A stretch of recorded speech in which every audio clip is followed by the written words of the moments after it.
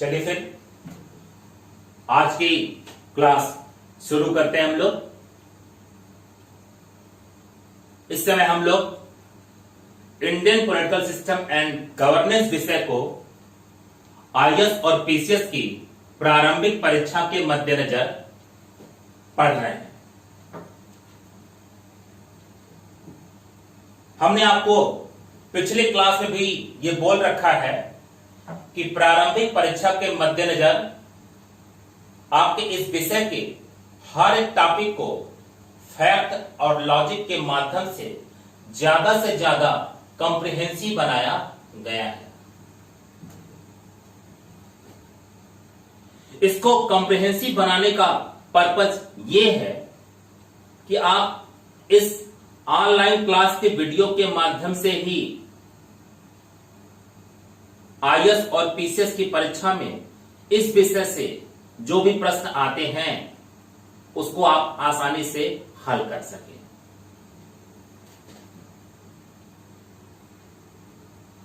पिछले कुछ वीडियो में यह बात आपको समझ में आ चुकी होगी कि जिस तरह से अपने हर एक टॉपिक को उससे जुड़े हर एक फैक्ट और फैक्ट के साथ ही विषय की समझ को एक्सप्लेन करने के लिए जो लॉजिक वहां पर जरूरी था उसको जब बताया गया है, तो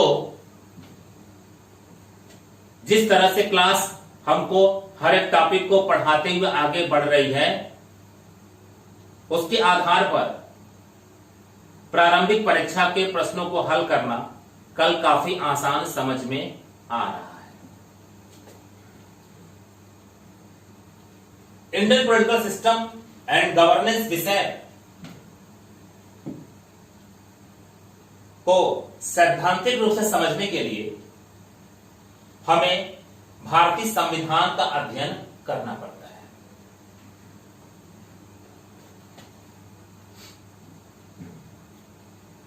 भारतीय संविधान, जो कि संविधान सभा द्वारा रचित एक नीतिगत दस्तावेज के रूप में देखे जाने वाली पुस्तक है,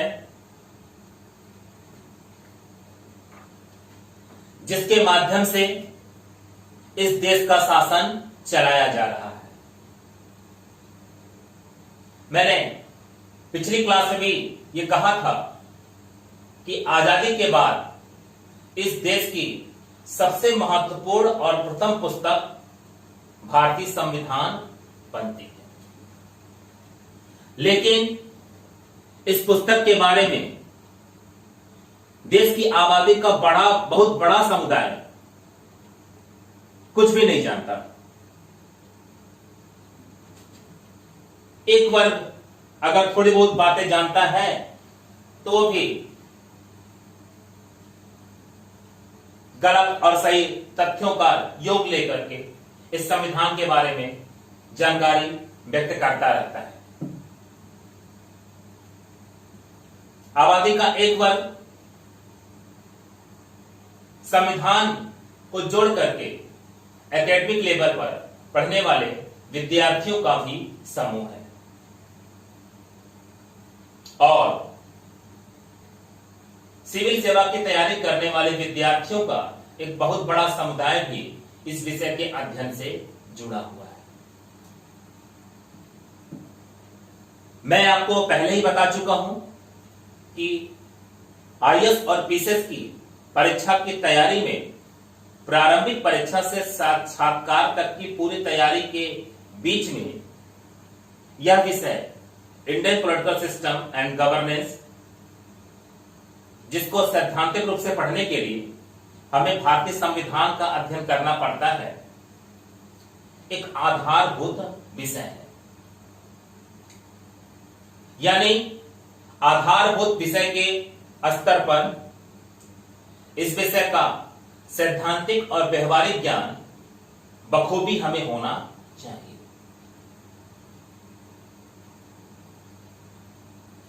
इस विषय से जुड़े सैद्धांतिक ज्ञान के स्तर पर सिविल सेवा के एक ठोस विद्यार्थी के रूप में भारतीय संविधान की जानकारी यहां पर अपेक्षित हो जाती है। और इसके साथ साथ मैं एक वर्ग को लेकर के अलग से भी चल रहा हूं, जो इस देश के जागरूक नागरिक हैं।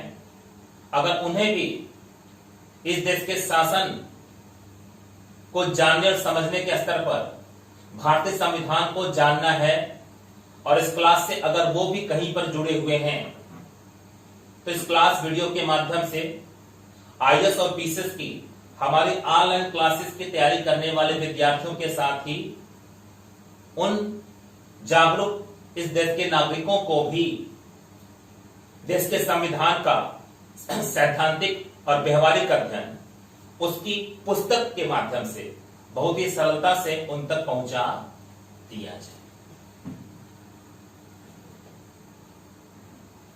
ऐसे ही बहुत सारी बातों का ध्यान रखते हुए और आईएएस और पीसीएस की प्रारंभिक परीक्षा के दृष्टिकोण से फैक्ट और लॉजिक के एस्पेक्ट पर किसी भी विषय वस्तु का कॉम्प्रिहेंसिव अध्ययन कराने के दृष्टिकोण से अब तक हमने क्रमशः इस विषय से जुड़ करके टॉपिक चला रखे हैं। आज का टॉपिक भारतीय संविधान पुस्तक के दृष्टिकोण से, उसके जानकारी के दृष्टिकोण से, उसके अध्ययन के दृष्टिकोण से बहुत ही महत्वपूर्ण है। आज के इस क्लास टॉपिक से आपको ये भली भांति पता चल जाएगा कि संविधान रूपी पुस्तक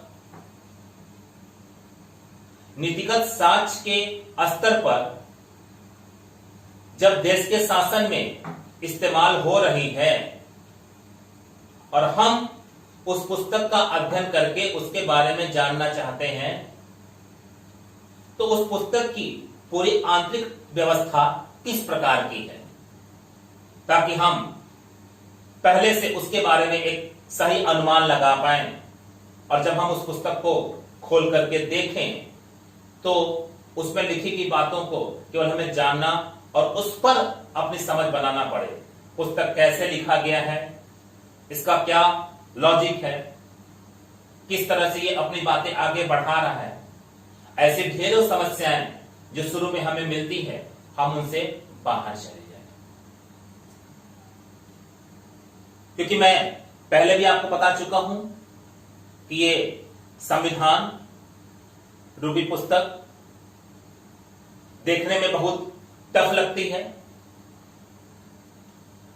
और सिविल सेवा का गंभीर से गंभीर विद्यार्थी भी अक्सर इस संविधान के अध्ययन से बचता रहता है, और इसके आवश्यक कुछ गिने चुने तथ्यों को ही रट करके उसकी समझ बना करके इस परीक्षा को अपने माध्यम से जितना भी उसका सामर्थ्य होता है और शेष अन्य विषयों के अध्ययन के साथ आगे बढ़ाता है। लेकिन यहीं पर मैं फिर से एक बार उस सेंटेंस को रिपीट कर देना चाहता हूं कि राज्य व्यवस्था विषय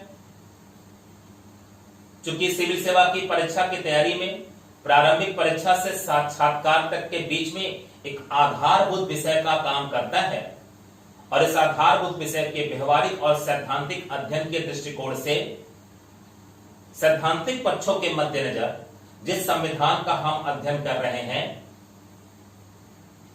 उस संविधान रूपी पुस्तक का हमें उसके वास्तविक रूप में अध्ययन करना हमारे लिए बहुत जरूरी हो जा रहा है। तो आज ये क्लास उस पुस्तक की आंतरिक व्यवस्था को ही आपके सामने लेकर के आएगी कि आखिर ये पुस्तक अपने आंतरिक व्यवस्था में नीतिगत साक्ष्यों के स्तर पर अपने संवैधानिक अनुच्छेदों, अनुसूचियों और संविधान के उद्देशिका के साथ किस रूप में दर्शाई गई है। तो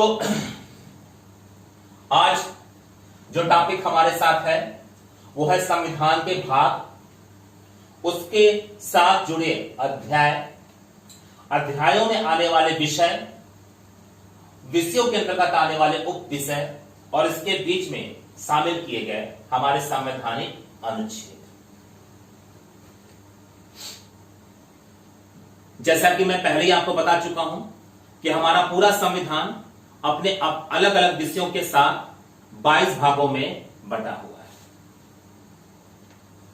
22 भागों के साथ अगर मैं थोड़ा सा यहां पर इमेज के रूप में इस संविधान रूपी पुस्तक को आपके सामने थोड़ा सा फिर से बना देना चाहता हूं।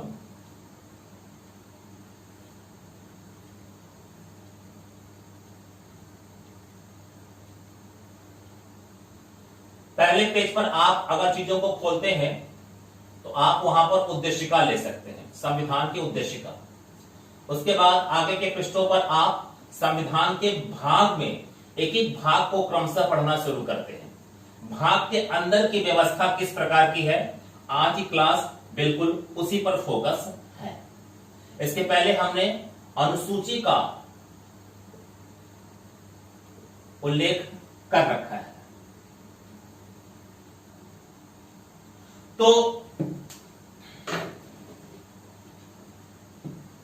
सबसे पहले आप इमेज बनाइए।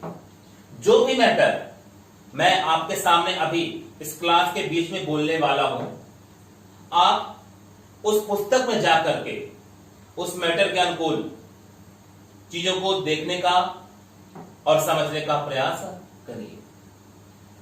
जिस तरह से पुस्तक संविधान के भाग के अंतर्गत अपनी आंतरिक व्यवस्था को अपने अध्यायों के अंतर्गत आने वाले विषयों के अंतर्गत आने वाले उप विषय और उसके बीच में शामिल अनुच्छेदों के अंतर्गत दर्शाता है, आज की क्लास में एक पुस्तक को इस रूप में आपके सामने रख करके ये पूरी बात बिल्कुल उसी रूप में आपके सामने स्पष्ट की जाएगी।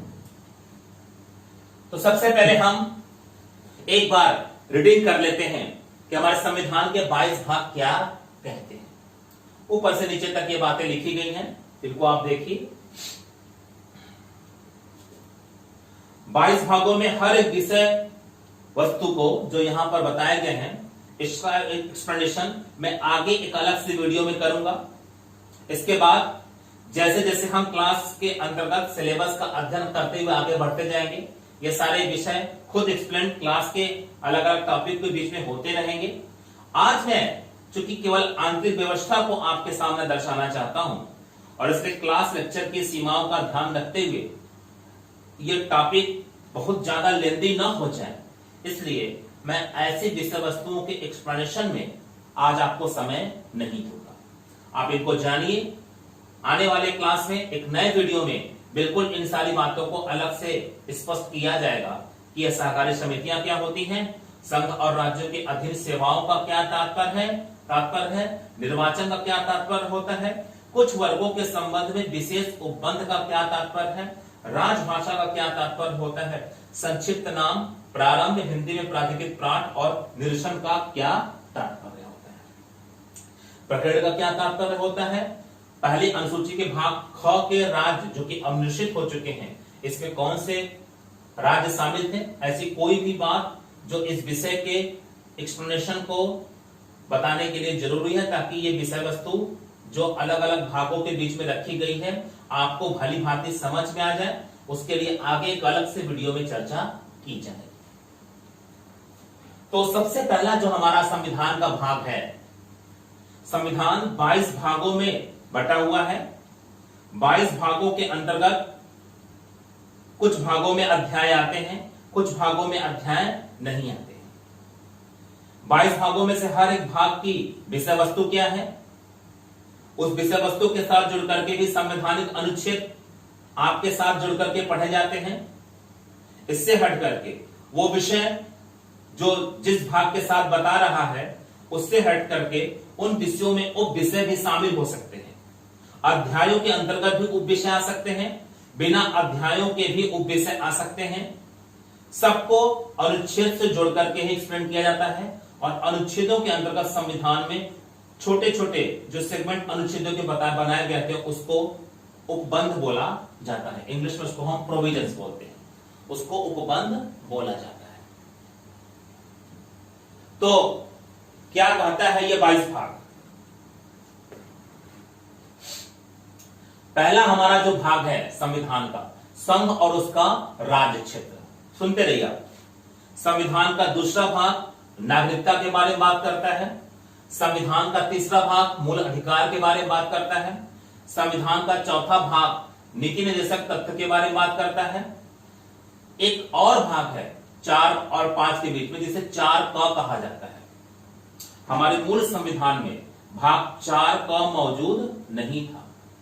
42वें संविधान संशोधन के माध्यम से इस 4 भाग को मूल कर्तव्य विषय वस्तु के साथ जोड़ा गया 1976 में।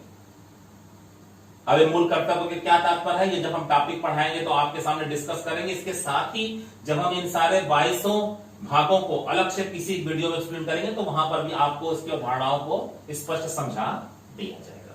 इसके पहले हालांकि हम इन शब्दावलियों को सिलेबस के डिस्कशन के समय काफी हद तक बता चुके हैं। इसका मतलब भाग 5 संघ, भाग 5 संघ के बारे में बात करता है। भाग 6 राज्य के बारे में बात करता है। भाग 7 पहले अनुसूची के भाग ख के राज्य के बारे में बात करता है। हालांकि 22 भागों में ये भाग अब मूलतः अपने विषय के साथ संविधान में मौजूद नहीं है। भागों का क्रम तो बनाया गया है, क्रम अभी भी जीवित है, क्रम अभी भी जीवित है, यानी भाग 7 के विषय गायब है, भाग 7 गायब नहीं है।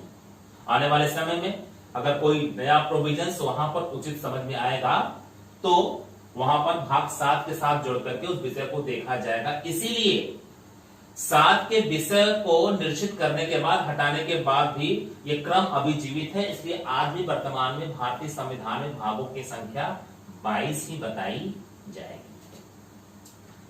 तो भाग 8 संघ राज्य क्षेत्र के बारे में बात करता है। 8 संघ राज्य क्षेत्र के बारे में बात करता है। भाग 9 पंचायतों के बारे में बात करता है। 73वें संविधान संशोधन द्वारा 1992 में यह भाग जोड़ा गया था। 73वें संविधान संशोधन द्वारा 1992 में यह भाग जोड़ा गया था। भाग 9 को नगर पालिकाओं के बारे में बात करता है। 74वें संविधान संशोधन द्वारा 1992 में इसे भी जोड़ा गया था। भाग 9 से जुड़ा हुआ ही एक और भाग है, भाग 9 ख सहकारी समितियां। इस भाग की विषय वस्तु है। 97वें संविधान संशोधन के माध्यम से 2011 में इसको जोड़ा गया था। 97वें यानी कि अमेंडमेंट, ध्यान रखिएगा, 7वीं अनुसूची को 7वें संविधान संशोधन के माध्यम से निश्चित किया गया था। कौन कौन से संविधान संशोधन संविधान के भागों से संबंधित है। भाग 7वें संविधान संशोधन के माध्यम से भाग 7 की विषय वस्तु को अब संविधान से निश्चित कर दिया गया। उसमें था क्या, पहले अनुसूची के यानी कि जो अनुसूचियां आप देख रहे हैं उसमें भाग ख के राज्यों का उल्लेख किया गया था। वो पहले के संविधान के विषय थे, बाद में तो खुद भाग क ख ग घ राज्यों की श्रेणी की व्यवस्था को समाप्त कर दिया गया था। है क्या, हम आगे आपके साथ डिस्कस करेंगे। फिलहाल आप केवल उस विषय के बारे में जानिए। पहले अनुसूची के भाग ख के राज्य अब इसे निश्चित कर दिया गया है। तो विषय वस्तु गायब है लेकिन भाग अभी जीवित है। भाग 9 ख सहकारी समितियां। 97वें संविधान संशोधन के माध्यम से इसको जोड़ा गया था। 2011 में एक संशोधन संविधान के भाग में 7वें संविधान संशोधन के रूप में 1956 में, 73वें संविधान संशोधन के रूप में 1992 में, 74वें संविधान संशोधन के रूप में भी 1992 में और 97वें संविधान संशोधन के रूप में 2011 में। भाग 10 क्या है, अनुसूचित और जनजाति क्षेत्र। भाग 11 क्या है, संघ और राज्यों के बीच संबंध। भाग 12 क्या है, वित्त संपत्ति संविदाएं और बांध। भाग 13 क्या है, भारत के राज्य क्षेत्र के भीतर व्यापार वाणिज्य और सामाजिक। भाग 14 क्या है, संघ और राज्यों के अधीन सेवाएं। भाग 13 को मैं फिर से रिपीट कर दे रहा हूं, भारत के राज्य क्षेत्र के भीतर व्यापार वाणिज्य और सामाजिक। भाग 14 संघ और राज्यों के अधीन सेवाओं के बारे में बात करता है। भाग 14 क, फिर से एक बार संवैधानिक संशोधन के माध्यम से इसको जोड़ा गया था। 42वें संविधान संशोधन के माध्यम से 1976 में संविधान में एक नया भाग 14 क जोड़ा गया था, जो भाग 14 का ही एक सेगमेंट हुआ था। इसका विषय वस्तु जो थी अधिकरण, ट्रिब्यूनल्स इंग्लिश में बोलते हैं। भाग 15 निर्वाचन, भाग 15 की विषय वस्तु क्या है? निर्वाचन है। भाग 16 कुछ वर्गों के संबंध में विशेष उपबंध के बारे में बात करता है। भाग 17 राजभाषा के बारे में बात करता है। भाग 18 आपात उपबंध के बारे में बात करता है। भाग 19 प्रकीर्ण विषयों के बारे में बात करता है। भाग 20 संविधान के संशोधन से जुड़ा हुआ विषय है। अस्थायी संकटकालीन और विशेष उपबंध भाग 21 के अंतर्गत आता है। संक्षिप्त नाम, प्रारंभ, हिंदी में प्राधिकृत पाठ और निरसन भाग 22 में। भाग 21 में अस्थायी संकटकालीन और विशेष उपबंधों का जिक्र है और भाग 22 में संक्षिप्त नाम, प्रारंभ, हिंदी में प्राधिकृत पाठ और निरसन है। अब आपको यहां पर एक बात समझ लेना है कि संविधान रूपी पुस्तक जो ये है, इसमें नीतिगत दस्तावेज है, यानी अलग अलग विषयों में वो तरीके बताए गए हैं जो देश के शासन में इस्तेमाल होंगे और देश का शासन उन तरीकों के साथ ही चलेगा। शासन में जो भी लोग होंगे उन तरीकों को फॉलो करेंगे और देश के शासन को चलाते हुए देखे जाएंगे। अब आपको इस पूरी पुस्तक में यहां पर यह बात समझ में आ चुकी है कि नीतिगत दस्तावेज के स्तर पर देश का शासन चलाने के लिए जो विधि का रूप संविधान है, वो किन किन विषयों पर विधि मूलतः लेकर के आ रहा है। तो वो नागरिकता से जुड़ी विधि बना रहा है, वो मूल अधिकार से जुड़ी विधियां दे रहा है, वो डायरेक्टिव प्रिंसिपल से जुड़ी विधियां दे रहा है, वो संघ और राज्यों से जुड़ी विधियां दे रहा है, पंचायतों से जुड़ी विधियां दे रहा है, नगर पालिकाओं से जुड़ी विधियां दे रहा है, इलेक्शन हो रहा है तो उससे जुड़ी विधियां दे रहा है, राजभाषा के लिए विधि क्या होगी इस पर बात कर रहा है, संविधान का अगर संशोधन करना है तो उस पर विधि क्या होगी इसकी बात कर रहा है। ऐसे सारी बातें, तो विषय के आधार पर आप ये सोच लीजिए कि हमारा संविधान, विषय के आधार पर आप ये सोच लीजिए कि हमारा संविधान नीतिगत साक्ष्य के स्तर पर जिन जिन विषयों पर विधि बना करके संविधान के माध्यम से देश के शासन में इस्तेमाल हो रहा है, वो विषय आज हमें पता चल रहे हैं। थोड़ा सा रिकॉल करिए 22 भागों के अंतर्गत आने वाले विषय को। देखिए किन किन बातों पर विधि बनाई गई है, किन किन विषयों पर विधि बनाई गई है, चलिए बोलिए। अच्छा, निर्वाचन में विधि बनाई गई है संविधान के माध्यम से, और नगरपालिका में विधि बनाई गई है संविधान के माध्यम से, और पंचायतों पर विधि बनाई गई संविधान के माध्यम से, और मूल अधिकार में विधि बनाई गई संविधान के माध्यम से, और संघ, पूरे भारत में जो संघ का चरित्र है उस पर विधि बनाई गई है संविधान के माध्यम से, पूरे भारत में जो राज्य का क्षेत्र है उस पर विधि बनाई गई है संविधान के माध्यम से। संविधान में संशोधन कैसे किया जा सकता है, संविधान देखते रहिए पुस्तक, संविधान में संशोधन कैसे किया जा सकता है, इस विषय पर भी संविधान ने ही विधि बनाती है। आपात उपबंधों का प्रावधान क्या होगा, इस विषय पर भी संविधान ने विधि बना रखी है। तो ये जो विषय है भाग के अंतर्गत, इनको रटना ही मात्र आपका उद्देश्य नहीं है। देखिए बहुत सरल होने वाला है। आधारभूत विषय के रूप में सिविल सेवा में संविधान का अध्ययन सैद्धांतिक रूप से जिस विषय के अध्ययन के लिए आपके लिए जरूरी था, अब आपके सामने वो आने वाला 4-5 क्लासों में बहुत ही सरलता से आपके बीच में अध्ययन करने के लिए लिखना शुरू हो जाएगा। और इस अध्ययन की सरलता के बीच में ही आपको एक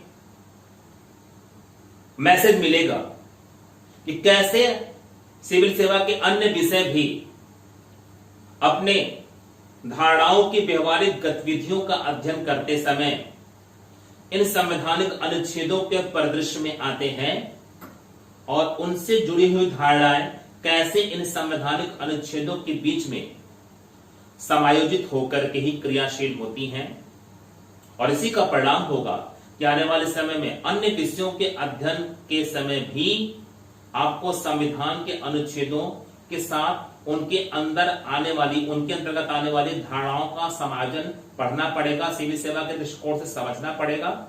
और इसी संदर्भ में आपको पहले से बोला जाता जा रहा है कि प्रारंभिक परीक्षा से साक्षात्कार तक की तैयारी के लिए ये भारतीय राज्य व्यवस्था और सरकार विषय को सिविल सेवा के अध्ययन में एक आधारभूत विषय के रूप में देखा जा रहा है।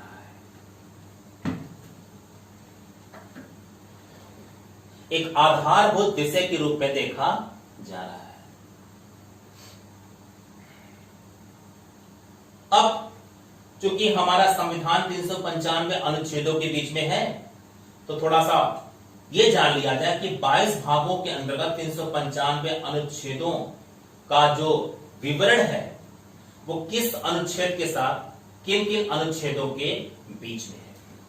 22 भागों के अंतर्गत जो संविधान के अनुच्छेदों का विवरण है वो किस भाग के बीच में, किन किन अनुच्छेदों के बीच में है। तो सबसे पहले संविधान के भाग 1 का हम उल्लेख करते हैं। संविधान का भाग 1 संघ और राज्य क्षेत्र के बारे में बात कर रहा है, और इससे जुड़ा हुआ जो अनुच्छेद है, अनुच्छेद 1 से 4 तक, 395 अनुच्छेदों में से अनुच्छेद 1 से 4 तक का जो अनुच्छेद है वो संविधान के 22 भागों के बीच में से पहले भागों से जुड़ा हुआ है। अब आपको यह संबंध समझ जाना है कि 22 भागों में हर एक भाग के साथ 395 अनुच्छेदों का एक निश्चित एरिया जुड़ा हुआ है, और वो भाग उन्हीं अनुच्छेदों के अंतर्गत आने वाले विषयों से जोड़ करके ही इस संवैधानिक अध्ययन में हमें अध्ययन करने के लिए कहते हैं। भाग 2 किन अनुच्छेदों के बीच में है?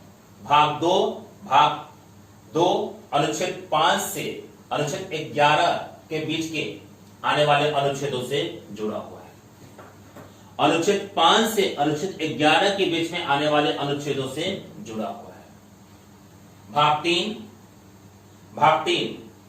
बोल रहे हैं क्या है? भाग 3 की विषय वस्तु मूल अधिकार, यानी कि आपको यह समझ जाना है कि जो संविधान रूपी पुस्तक है उसमें भाग 3 में किस विषय पर बात की जा रही है? मूल अधिकार पर। मूल अधिकार विषय पर नीतिगत साक्ष्य के अंतर्गत यहां पर संविधान में जो कुछ भी बताया जा रहा है, जिसके शासन व्यवस्था में मूल अधिकार के स्तर पर उन्हीं सारी बातों को व्यवहारिक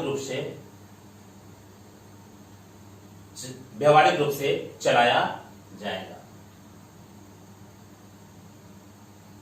तो अनुच्छेद 12 से अनुच्छेद 35 तक के जो अनुच्छेद है वो भाग 3 से जुड़े हुए हैं।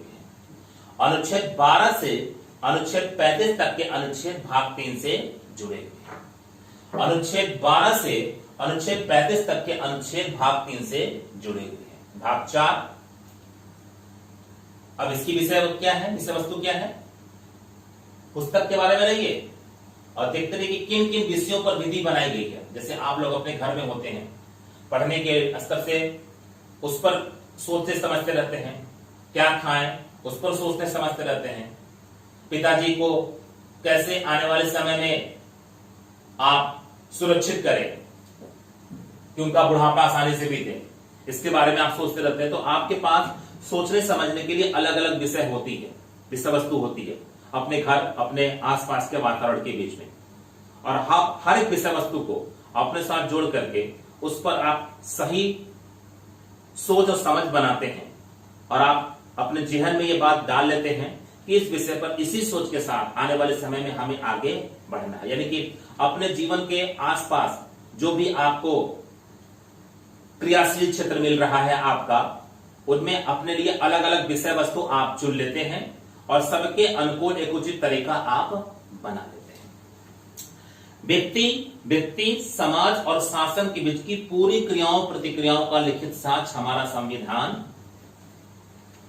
नीतिगत साक्ष्य के स्तर पर देश की प्रशासकीय व्यवस्था में जिस संविधान से जुड़ करके देश का शासन चला रहा है, वो संविधान 22 भागों के अंतर्गत इस पूरे भारतीय परिदृश्य के सीमाओं के बीच में अंदर अलग अलग विषय वस्तु पर नीतियां लेकर के आ रहा है और इन्हीं संवैधानिक नीतियों को देश के शासन की व्यवस्था में 26 जनवरी 1950 के बाद पूरी तरह से लागू कर दिया गया था। डायरेक्टिव प्रिंसिपल्स, नीति निर्देशक तत्व तो भाग 4 में क्या कहते हैं, इस पर थोड़ा सा बात कर लीजिए। कौन सा अनुच्छेद है? अनुच्छेद 36 से अनुच्छेद 51।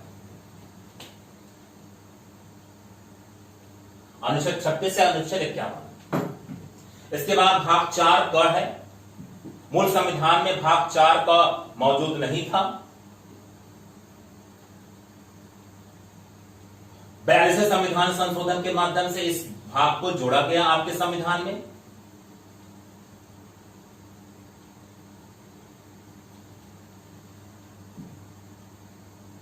अगर अनुच्छेदों के स्तर पर बात की जाए तो आपको यहां पर एक खास बात याद दिमाग में रखनी है कि ये ऐसा भाग है जिसमें केवल एक अनुच्छेद शामिल है और उसका भी एक सेगमेंट, क्योंकि 36 से 51 तक तो हमने पहले ही डायरेक्टिव प्रिंसिपल्स में जगह दे रखी है।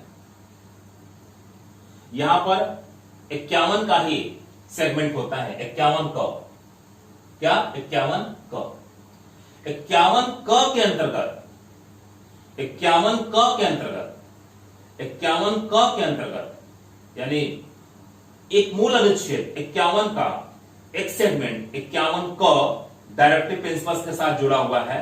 जब हम बात कर रहे हैं 395 अनुच्छेदों में से 22 भागों में किस पर्टिकुलर भाग के साथ कितनी संख्या में अनुच्छेद शामिल हैं। जैसे हमने भाग 1 में देखा कि अनुच्छेद 1 से 4 तक, भाग 2 में देखा 5 से 11 तक, भाग 3 में देखा अनुच्छेद 12 से अनुच्छेद 35 तक, भाग 4 में देखा 36 से 51 तक। तो इस प्रकार से 395 अनुच्छेदों में से अनुच्छेदों की एक संख्या, निश्चित निर्धारित संख्या अलग अलग भाग के साथ है। लेकिन यहां पर पर्टिकुलर भाग 4 में आपको देखना है कि आपको एक ही अनुच्छेद, जो कि पहले के अनुच्छेद का एक सेगमेंट है 51 क, इसमें 11 प्रावधान किए गए हैं। इसमें 11 प्रावधान किए गए हैं जो मूल कर्तव्य के बारे में हमें बताते हैं। यहां पर उसका उल्लेख है। अभी हम इस पर आगे चलेंगे तो बात करेंगे। फिर उसके बाद भाग 5 आता है संघ। संघ में कितने अनुच्छेद हैं? तो अनुच्छेद 52 से अनुच्छेद 151 तक के बीच का जो पूरा अनुच्छेद है वो संघ विषय से जुड़ा हुआ है। भाग 6 राज्य के बारे में बात करता है। अनुच्छेद 152 से 237 तक के बीच का जो पूरा अनुच्छेद है वो राज्य से जुड़ा हुआ है। पूरा ध्यान दीजिएगा, अनुच्छेद 152 से 237 तक के बीच का जो पूरा अनुच्छेद है वो आपके राज्य से जुड़ा हुआ है। और उसके बाद पहली अनुसूची के भाग ख के राज्य जो कि अब निश्चित हो चुके हैं, उससे जुड़ा अनुच्छेद कौन था? अनुच्छेद 238। तो अनुच्छेद गायब, विषय वस्तु भी गायब, भाग मौजूद, विषय वस्तु संशोधित करके यहां पर कोई नई लाई जा सकती है और ये अनुच्छेद उस नई विषय वस्तु के साथ नई नीतियों का ब्यौरा लेकर के आ सकता है। इस प्रकार से अनुच्छेद भी लोपित, निश्चित, लेकिन क्रम उसका बना हुआ है। आगे का टॉपिक है संघ राज्य क्षेत्र। संघ राज्य क्षेत्र से जुड़ा हुआ अनुच्छेद है अनुच्छेद 239 से 242। अनुच्छेद 239 से अनुच्छेद 242 के बीच का जो अनुच्छेद है वो संघ राज्य क्षेत्र से जुड़ा हुआ है। पंचायतें, अनुच्छेद 243। सबसे पहले यहां पर आप जानेंगे अनुच्छेद 243 क्या है। यहां पर हम इसको स्पष्ट रूप से समझेंगे। फिलहाल आप ये जान लीजिएगा कि अनुच्छेद 243 जुड़ा हुआ है, अनुच्छेद 243 एक अनुच्छेद ही जुड़ा हुआ है पंचायतों से, और वही अनुच्छेद जुड़ा हुआ है 9 क से भी, यानी कि 9 क नगर पालिकाओं से भी, और वही अनुच्छेद जुड़ा हुआ है सहकारी समितियों से। 97वें संविधान संशोधन के माध्यम जिनको जोड़ा गया था 9 क और 9 ख। संविधान के 22 भागों में मूल भाग 9 और उसके साथ 2 सब पार्ट हैं 9 क और 9 ख। ये 3 पार्ट जो हैं ये बेसिकली एक ही अनुच्छेद 243 से संबंध रखते हैं। भाग 10 अनुसूचित और जनजाति क्षेत्र, ये पर्टिकुलर अनुच्छेद 244 और 244 क से संबंधित है। 244 और 244 क से ये संबंधित है भाग 10। तो भाग 10 अनुसूचित और जनजाति क्षेत्र से संबंधित है, और इससे जुड़ा हुआ अनुच्छेद मैं पहले आपको बता चुका हूं कि संवैधानिक अनुच्छेदों को संविधान के भागों से जोड़ करके देखा जाएगा, और 22 भागों में 395 अनुच्छेद अपने आप को पूरी तरह से शामिल कर रहे हैं। अब किस भाग के हिस्से में कितने अनुच्छेदों की संख्या गई है वो अलग बात है, उसी के लिए हम ये देख रहे हैं कि किस भाग के हिस्से में कितने अनुच्छेदों की संख्या गई है। जैसे संघ भाग 5 में 52 से 151 तक का अनुच्छेद शामिल था, 52 से 151 तक था, और यहाँ पर 152 से 237 तक का अनुच्छेद जो शामिल है वो भाग 6 में शामिल है। तो कुछ भाग अनुच्छेदों की संख्या के आधार पर बहुत लंबे हैं, कुछ भाग छोटे हैं, और कुछ भाग तो बहुत ही छोटे हैं, केवल एक ही अनुच्छेद को लेकर के चल रहे, जिसमें से आपने देखा कि भाग 4 का और यहाँ पर भाग 9। भाग 10 के बारे में हम लोग बात कर रहे थे, अनुसूचित और जनजाति क्षेत्र। भाग 11 संघ और राज्यों के बीच का संबंध है, उससे जुड़ा हुआ भी अनुच्छेद है, अनुच्छेद 245 से 263। अनुच्छेद 245 से 263 किस भाग से जुड़ा हुआ है? भाग 11 से। अनुच्छेद 245 से 263 भाग 11 जुड़ा हुआ है। 11 का विषय क्या है? संघ और राज्यों के बीच संबंध। भाग 12 क्या है? वित्त, संपत्ति, संविदाएं और वाद। वित्त, संपत्ति, संविदाएं और वाद। मैं फिर से रिपीट कर दूं, वित्त, संपत्ति, संविदाएं और वाद। तो इसके साथ जुड़ने वाला अनुच्छेद है 264 से 300 तक। 264 इसके पहले वाले भाग 11 में 245 से 263 तक का अनुच्छेद शामिल है 395 अनुच्छेदों में से, और यहाँ पे 264 से 300 तक का अनुच्छेद इसमें शामिल है।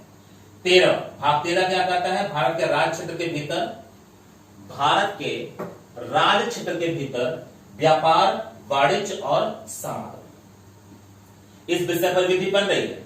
भारत के राज्य क्षेत्र के भीतर व्यापार, वाणिज्य और समागम। संविधान 22 भागों में अलग अलग विषयों पर विधि का पूरा ब्यौरा लेकर के आता है। हर एक भाग के अंतर्गत जो विषय हैं, आपको उन विषयों का मतलब समझना है कि इस विषयों में क्या अर्थ निकाला गया है, और इससे आपको समझ में आ जाएगा कि विधि किस पर फोकस करके बनाई गई है। उसके अंतर्गत आने वाले अनुच्छेद मूलतः किस विषय पर विधि लेकर के आ रहे हैं, आपको इसका परिणाम हुआ कि अनुच्छेदों के अंतर्गत जो बातें आपको विधि के स्तर पर बताई गई हैं, वो भी अब आपको अध्ययन करते समय भली भांति समझ में आने लगेगा। तो भाग 14 संघ और राज्यों के अधीन सेवाओं के बारे में बात करता है। भाग 14 संघ और राज्यों के अधीन सेवाओं के बारे में बात करता है। प्रारंभिक परीक्षा के दृष्टिकोण से सारे भाग अपने अलग अलग विषय वस्तु के अंतर्गत याद होने चाहिए, किस भाग में किस विषय वस्तु को शामिल किया गया है। भाग 14 संघ और राज्यों के अधीन सेवाओं के बारे में बात करता है, और इससे जुड़ा हुआ जो अनुच्छेद है वो 308 से 323। इससे जो जुड़ा हुआ अनुच्छेद है वो 308 से 323। इससे जो जुड़ा हुआ अनुच्छेद है वो 308 से 323। भाग 14 का अधिकरण ट्रिब्यूनल्स के बारे में बात करता है।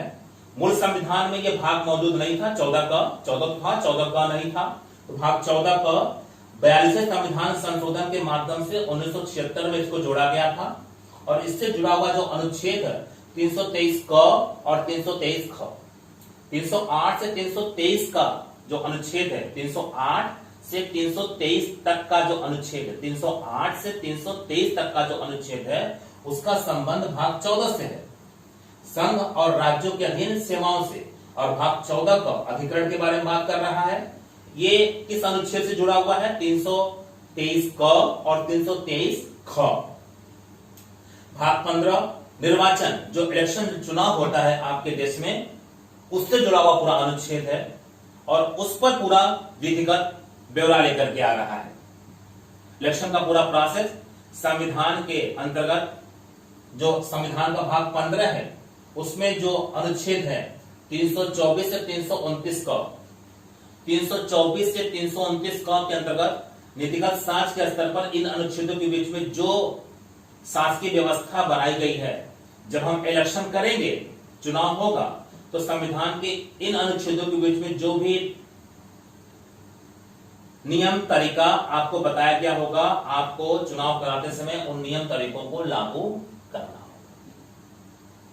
यह संविधान का नीतिगत साक्ष्य रूप अनुच्छेदों के बीच में उसके अलग अलग भाग की विषय वस्तु के साथ और उसी के साथ जुड़ा हुआ उसका क्रियान्वयन रूप है, जो 26 जनवरी 1950 से हमारे देश के संविधान के पूरी तरह से लागू होने के बाद हमारे देश के सीमाओं के बीच में क्रियाशील रूप से देखा जाता है। हम आज भी देश के संविधान से संचालित हो रहे हैं, हम कल भी देश के संविधान से संचालित हो रहे थे, आने वाले समय में भी हम इस लोकतांत्रिक देश में, इस देश के संविधान से संचालित होते रहेंगे। तो कुछ वर्गों के संबंध में विशेष उपबंध के बारे में बात करता है। 330 से 342 कुछ वर्गों के संबंध में, कुछ वर्गों के संबंध में विशेष उपबंध के बारे में बात करता है, अनुच्छेद 330 से 342। और राजभाषा के बारे में बात है 343 से 351। राजभाषा के बारे में बात कहां पर है? 343 से 351। अनुच्छेद 343 से 351 तक के बीच का जो विषय है, विधि का तरीका लेकर के जो आ रहा है, वो किससे संबंधित है? राजभाषा से संबंधित है। और ऐसे में उस संवैधानिक अनुच्छेदों के नीतिगत साक्ष्यों के स्तर पर जो कुछ भी इन अनुच्छेदों के विषय बताया गया होता है, देश के सीमाओं के अंदर राजभाषा के स्तर पर अगर कुछ भी घटेगा तो उन संवैधानिक अनुच्छेदों से जुड़ करके ही 26 जनवरी 1950 के बाद से राजभाषा के स्तर पर कोई बात आगे बढ़ाई जाएगी। आपात उपबंध, अनुच्छेद 352 से 360। अनुच्छेद 352 से 360, 352 से 360 अनुच्छेदों के बीच में जो भी नीतिगत साक्ष्य के स्तर पर हर एक अनुच्छेद में बातें कही गई हैं, बताई गई हैं, किससे जुड़ी हुई हैं? आपात उपबंध से जुड़ी हुई हैं। आपात की 3 अलग अलग दशाएं होती हैं, तीनों के साथ जो प्रावधान यहां पर आपको लाए गए हैं, जब भी आपके देश में आपात आएगा तो संवैधानिक अनुच्छेदों के बीच में जो कुछ भी आपको बताया गया है, आपको उसी के अनुकूल उन समय उन आपात की स्थितियों में देश का शासन चलाना पड़ेगा। 26 जनवरी 1950 के बाद से ये भाग इन अनुच्छेदों के साथ पूरी तरह से लागू हो गया था। इस संवैधानिक अनुच्छेदों में जो बातें आपात उपबंध के अंतर्गत बताई गई हैं, अलग अलग प्रकार के आपात दशाओं के बीच में आपको देश के शासन में उन्हीं उपबंधों का प्रयोग करना होता है। यही है संविधान का व्यवहारिक रूप, यही है संविधान का व्यवहारिक रूप।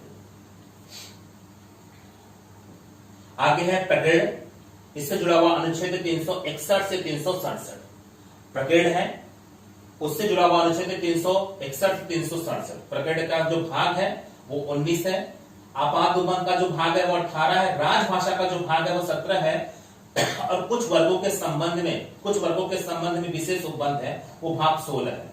निर्वाचन भाग 15 है, भाग 15 निर्वाचन है, भाग 16 कुछ वर्गों के संबंध में विशेष उपबंध है, भाग 17 राजभाषा के साथ जुड़ा हुआ है, भाग 18 आपात उपबंध के साथ जुड़ा हुआ है, भाग 19 प्रकरण है, और भाग 20 संविधान संशोधन, संविधान का संशोधन है। अनुच्छेद 368, एक अनुच्छेद 368 भाग 20 से जुड़ा हुआ है। 395 अनुच्छेदों को 22 भागों के बीच में समाजित किया जा रहा है। किस भाग के साथ कितनी संख्या में अनुच्छेद हैं, आपको यहां पर यह ध्यान देना है। किन अनुच्छेदों से किस अनुच्छेदों के बीच का जो संवैधानिक प्रावधान है वो किस भाग के साथ जुड़ा हुआ है, आपको ये बात यहां पर तथ्यात्मक आधार पर भली भांति दिमाग में रखना है, ताकि कल संविधान की पुस्तक को पढ़ना बहुत ही आसान हो जाए। और जैसे आप अन्य विषयों की पुस्तकें पढ़ते हैं, उसी तरह से इस देश के जटिल संविधान को भी आपके लिए पढ़ना संभव हो जाए और संविधान को पढ़ने में आपको कहीं से भी कोई परेशानी ना हो। तो भाग 21 है अस्थायी संक्रमणकालीन और विशेष उपबंध। भाग 21 है अस्थायी संक्रमणकालीन और विशेष उपबंध। भाग 21 है अस्थायी संक्रमणकालीन और विशेष उपबंध। कौन से अनुच्छेद है यहाँ पर? अनुच्छेद 369 से 392, 368 संविधान संशोधन की प्रक्रिया जुड़ा हुआ है, 369 से 392, अनुच्छेद 369 से 392, अनुच्छेद 369 से 392 किसके साथ जुड़ा हुआ है? भाग 21 के साथ जुड़ा हुआ है। विषय क्या है? अस्थायी संक्रमणकालीन और विशेष उपबंध। उसके बाद भाग 22 संक्षिप्त नाम, प्रारंभ, हिंदी में प्राथमिक पाठ और निरीक्षण। अनुच्छेद 393, 394 और 395। अनुच्छेद 393, 394 और 395। अनुच्छेद 393, 394 और 395 संविधान के 22वें भाग से ये 3 अनुच्छेद जुड़े हुए हैं। अब इन अनुच्छेदों में 22वें भाग की जो विषय वस्तु है उसका मतलब क्या है, आने वाले समय में मैं इसको अलग से वीडियो में स्पष्ट करूंगा। और हर एक भाग के विषय के मतलब को समझने के बाद उससे जुड़े संवैधानिक अनुच्छेदों में उस विषय के लिए क्या कुछ किया गया है, नीतिगत दस्तावेज के स्तर पर बनाए गए अपने अलग अलग तरीकों के अंतर्गत, और देश के संवैधानिक व्यवस्था के साथ जब देश का शासन 26 जनवरी 1950 के बाद पूरी तरह से 26 जनवरी 1950 से पूरी तरह से चलाया जाने लगा, तो अलग अलग भाग के विषयों के अंतर्गत इन संवैधानिक अनुच्छेदों के बीच का जो नीतिगत दस्तावेज था वो पूरे देश की सीमाओं के बीच में व्यक्ति समाज और शासन के बीच में पूरी तरह से कैसे व्यवहारिक स्तर पर लागू होकर के देखा जा रहा हो। आने वाले समय में इस बात को थोड़ा सा सोचा और समझा जाना चाहिए। तो बहुत ही सरलता के साथ हम संविधान के अध्ययन को आगे बढ़ा देंगे। आने वाले 2-3 क्लासों में आपको संविधान की स्थिति और भी स्पष्ट होने वाली है। जैसे हम उद्देशिका को जान लेंगे उसके बाद बहुत कुछ आसान हो जाएगा, और उसके बाद फिर आपका जो शेष पूरा सिलेबस है बहुत ही सरलता से एक स्टोरी के रूप में आगे बढ़ना शुरू हो जाएगा। संविधान प्रेमी पुस्तक से परिचय बनाने में और एक शुरुआती विद्यार्थी के स्तर पर इससे जुड़ी शब्दावलियों में हो सकता हो कि थोड़ा बहुत क्लास के स्तर से आपको थोड़ी बहुत परेशानी हुई होगी, लेकिन अगर आप अपने मनोविज्ञान को इस परीक्षा के स्तर पर और इस विषय के महत्व के स्तर से जुड़ करके सकारात्मक बनाए रखेंगे तो जो विषय जिस स्तर पर अध्ययन करने के लिए दिया जाता है आप उस विषय का उस स्तर पर अध्ययन भी करेंगे, और आने वाले समय में उस लेवल पर जैसे विषय की सोच समझ आपके दिमाग में बनने लगती है तो उसके बाद फिर उस विषय का अध्ययन करना आपके लिए बहुत आसान हो जाता है। तो ये अनुच्छेद है। आज का जो टॉपिक है मैंने आपको पहले ही बता दिया था कि किसी भाग विशेष से जुड़ा हुआ नहीं है, अनुच्छेद विशेष से जुड़ा हुआ नहीं है। आज का टॉपिक मूलतः अनुसूचियों को अलग कर चुका है, संविधान की उद्देशिका को अलग कर चुका है, और उसके बाद संविधान रूपी इस पुस्तक में संविधान के भाग अनुच्छेदों के अंतर्गत जो उसकी पूरी आंतरिक अवस्था है, जो कि संविधान के भाग के अंतर्गत अध्याय के साथ या अध्याय के बिना भी हर एक भाग के अंतर्गत जो विषय है उसके साथ, उससे जुड़े हुए उप विषयों के साथ, और सबके बीच में संवैधानिक अनुच्छेदों के समायोजित होने के साथ अपने संविधान रूपी पुस्तक में आंतरिक व्यवस्था के रूप में जिस प्रकार से नजर आ रहा है, मैं उसको आज की क्लास में आपको स्पष्ट करके दिखा रहा हूं।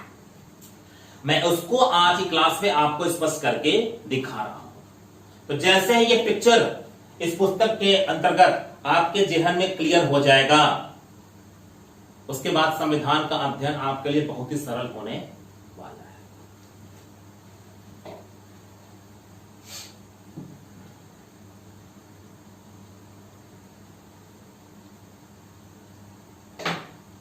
काफी मुश्किल भरा कार्य हो सकता है। अपने विद्यार्थी के समय में भी हम लोगों को भी इन परेशानियों से जूझना पड़ता था। संविधान कैसे पढ़ें,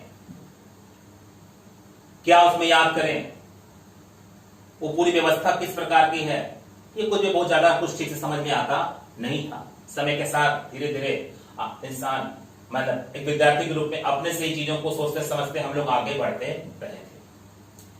अब आज आपके लिए आपकी क्लास में एक शुरुआती अध्ययन में ही इस विषय के आधारभूत विषय के स्तर पर इसके महत्व के दृष्टिकोण से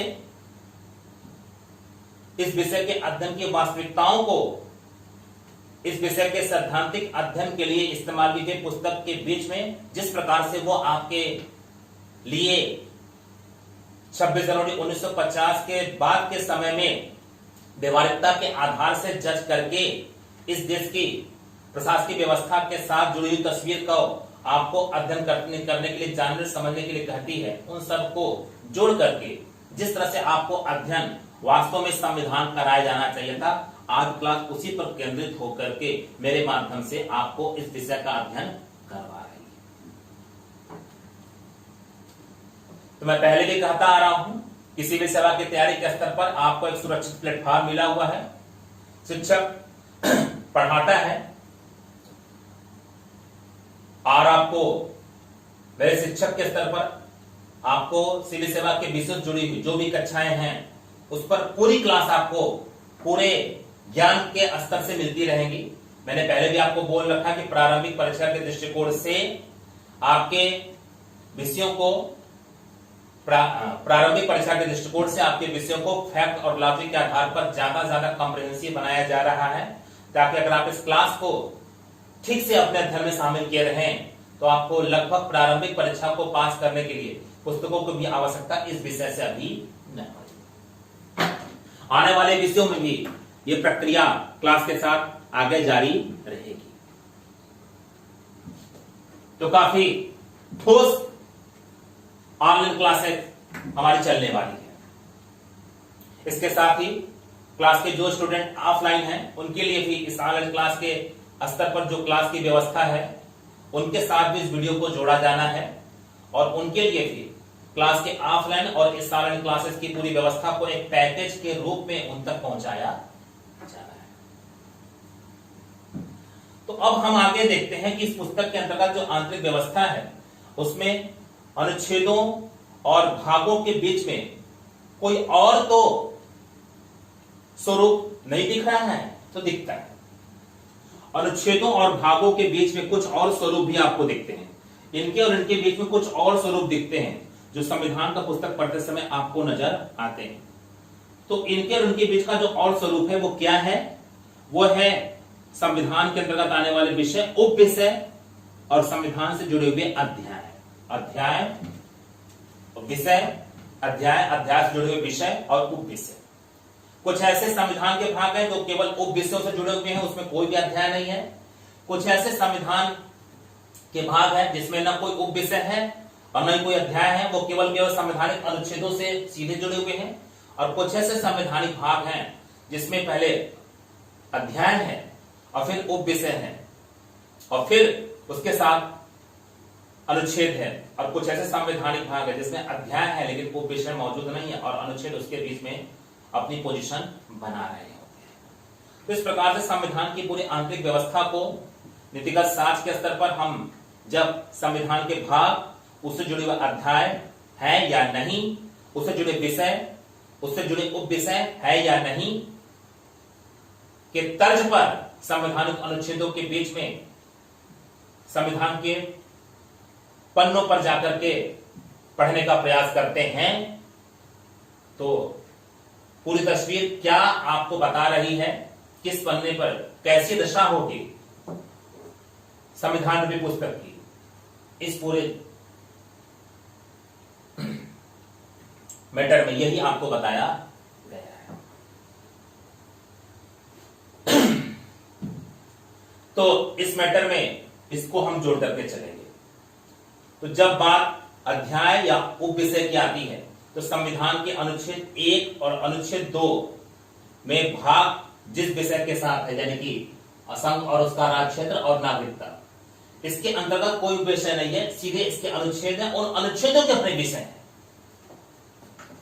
अब हर पर्टिकुलर अनुच्छेद का क्या विषय है, इस पर मैं एक अलग से वीडियो बनाऊंगा। मैं आज की क्लास में कॉमन पोर्शन लेकर के चल रहा हूं, अनुच्छेदों को लेकर के मैं अलग से वीडियो बनाऊंगा। कौन कौन से महत्वपूर्ण अनुच्छेद आपको हमेशा तैयारी करते समय जेहन में रखने चाहिए, उसका एक अलग से वीडियो होगा। और संविधान के इन भागों के अंतर्गत जो भी विषय शामिल हैं उन विषयों का एक्सप्लेनेशन करने के लिए एक अलग से वीडियो बनाया जाएगा अभी क्लास के स्तर से। तो हम इधर की ओर चलते हैं।